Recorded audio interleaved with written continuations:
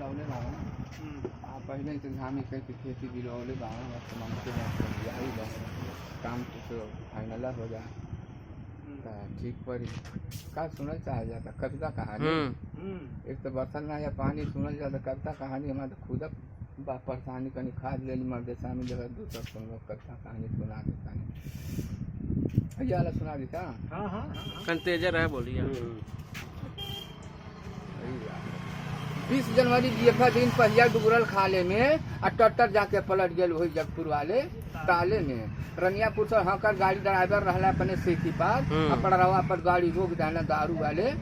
ठेकी पर वहाँ पिवैया पी तुल रहना देख के मनवा डोलल कहना एक सीसी ले आवा ड्राइवर लेबरन से बोलल एक सीसी लग गए पर धीरे धीरे नशा बढ़े लगल कहना एक सीसी औरो लावा बोतल से बोतल लड़े लगल जब नशा से फुल हो गए ना पिए लगना बीड़ी सिगरेट अब कहना यहाँ से गाड़ी यहाँ का करन ज्यादा लेट नहीं कर अब तक चला बैठी कर चला जब नशा में गाड़ी पर बैठ गए नशा में गाड़ी हकला पूरा रेस और जब पड़रावा से कुछ आगे बहना एक औरत हो गई बैठ तो औरतिया कहला थे ड्राइवर बाबू अरे हम चला कुछ दूर ड्राइवर पूछला कहाँ जेबू बतौला फुर्सतपुर जाए बैठा ला तन टीप टाप के रहल लड़का ले ले झोरा ले ले रहल नशा में फुल रहबा कैला